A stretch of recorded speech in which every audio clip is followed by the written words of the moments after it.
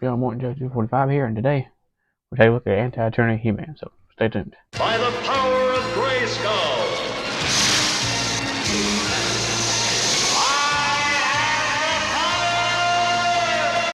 Now, I meant to do this video yesterday, but unfortunately my light on my tripod, the batteries died. I didn't have any to replace them, so I got some rechargeable ones, so that shouldn't help, because, the studio light stuff burned through a lot of batteries, so that should help a lot. But anyway, getting back to the point, this is the Masters of the Universe Classics Anti-Eternia He-Man, and I do actually have the packaging out. There's thankfully when stored up somewhere, it was actually sitting in my toy room because I hadn't put it up yet, so I can actually show y'all the packaging this time.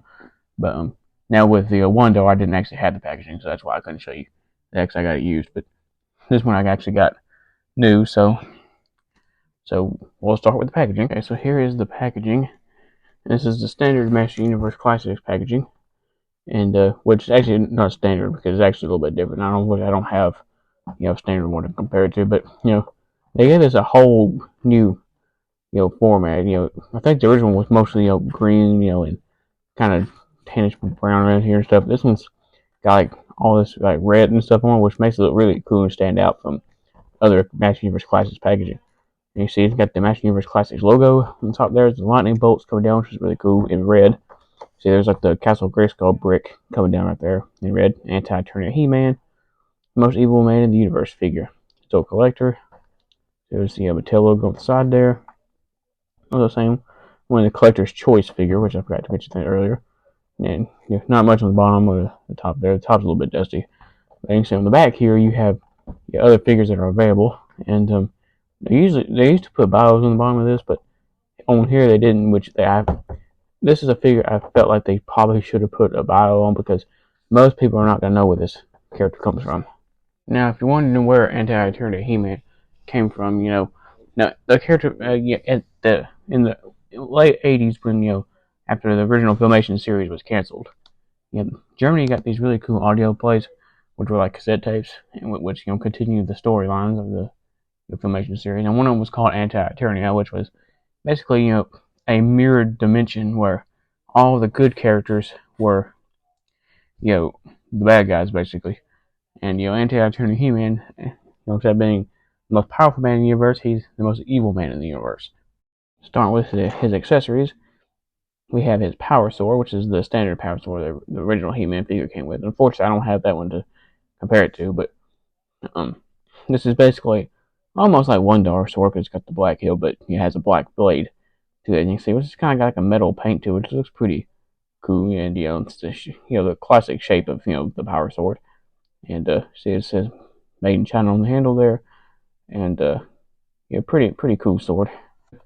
Comes with this sword, which is based on the mini comics, the designs by Alfredo Alcala.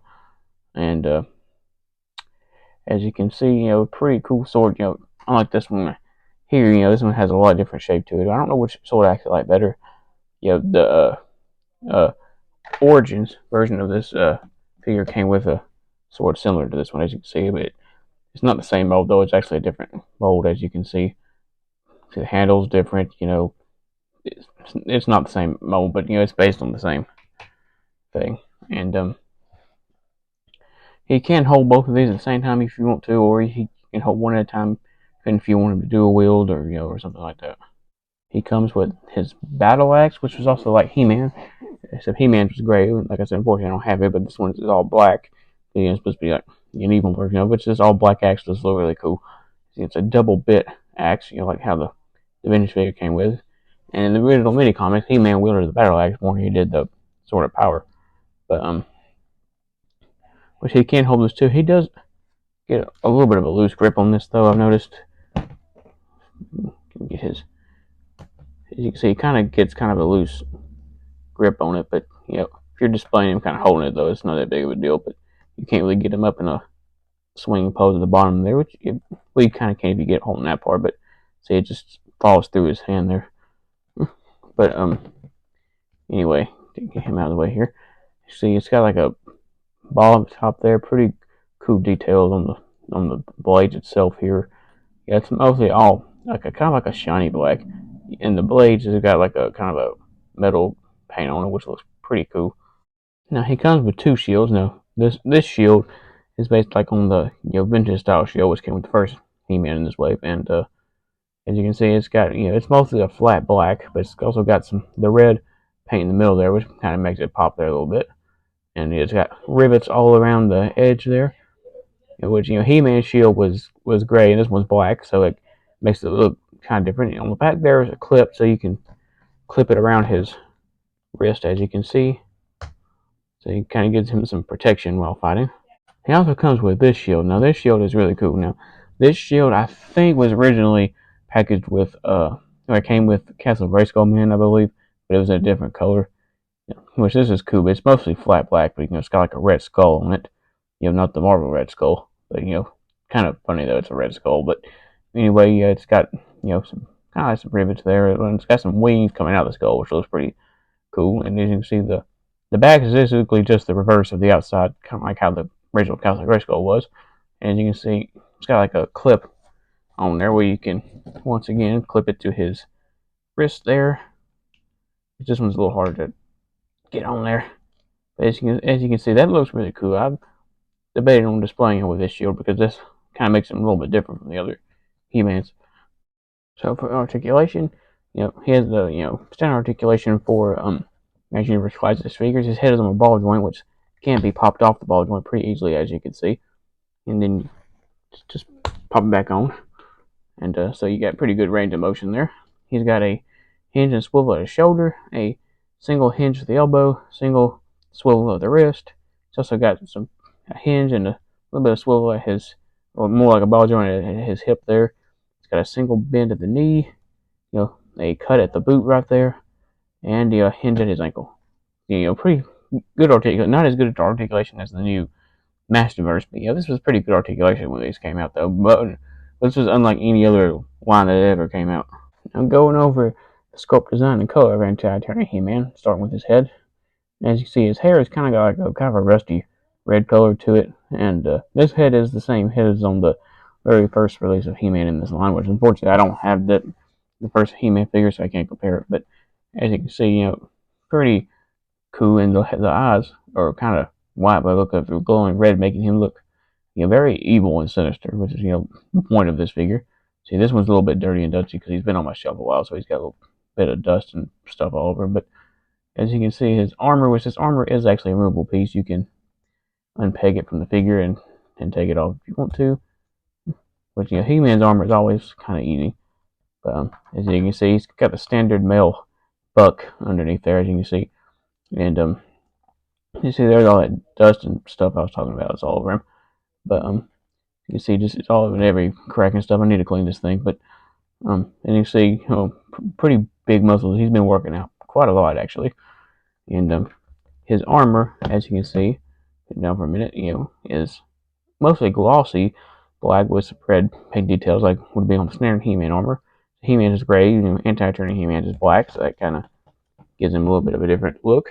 And you can put his armor back on pretty easily, which is kind of hard to do when you're trying to do it on camera there. There we go. But in the vintage line, He-Man's armor is always one of the easiest to put back on.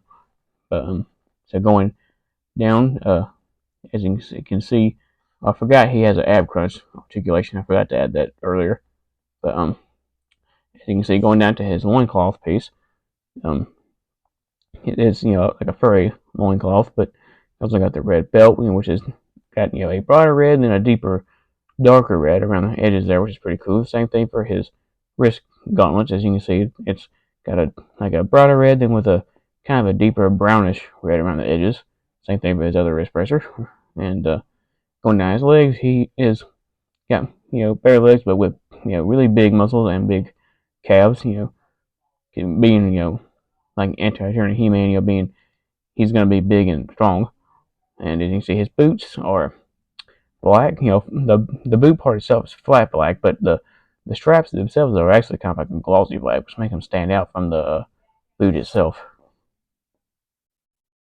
So now it's comparison time, and as you can see, here he is compared to the only other version of this character actually ever made in figure form. I believe, I could be wrong, there could be other versions, but to my knowledge, this is the only other figure of this character. And now, as you see, there's all between the classics and the origins. There are some pretty big differences. And when I review the origins one, I'll go over all those differences. Now, origins is a line, is more like a retail price, geared toward, I guess collectors and kids. Now, the classics line, however, is a line, geared towards, adult collectors. So there's a lot more details, and better sculpts, and stuff like that. So what do I think of this figure overall? I really like this figure. And, now, this is basically just a simple repaint, but this is a very cool repaint. And it was one of my, I think this is actually my first classics figure that I've actually ever owned. And, one of my favorite figures I do own in my Master Universe collection. And, so again, the Origins one, was pretty cool too. And I'll do a review on it when I can get around to it. And, that one's going to be a cool one to do too. Maybe I can get the, standard classics He-Man so I can review it too and some of the other ones. Unfortunately, the classics right now are kind of expensive. This figure is also very expensive right now, so if you can find one for a good price, that good for you. And so if you like this video and see more like it, give me a thumbs up, help me out a lot, and don't hit the subscribe button. Till next time.